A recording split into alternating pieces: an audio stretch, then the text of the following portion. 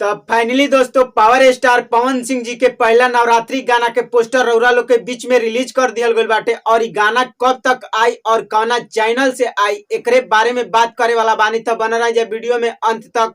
तो सबसे पहले बता दी अड़हुल के फूल गाना के लिखले बड़े विनय बिहारी और म्यूजिक दिले बड़े प्रियांशु सिंह और एक गाना के गईले बड़े भोजपुरी के पावर स्टार पवन सिंह और साथ में शिवानी सिंह। और बतावल जाता कि भोजपुरी के पावर स्टार पवन सिंह जी के ये गाना एकदम कमाल के एवं जबरदस्त होके वाला बाटे, जो कि भोजपुरिया दर्शक के बहुत काफी ज्यादा पसंद भी आई। काहे कि ये गाना के लिखले बाड़े विनय बिहारी और संगीत दिले बाड़े प्रियांशु सिंह और वीडियो गाना में नजर आई है पावर स्टार पवन सिंह जी और श्वेता झा। तो चला भाई हम बता दी कि पवन सिंह के गाना अड़हुल के फूल कब तक रिलीज कर जाये। तब भाई हम बता दी तहनी लोग के कि एक गाना के पोस्टर पर रिलीजिंग डेट नहीं लिखल गईल।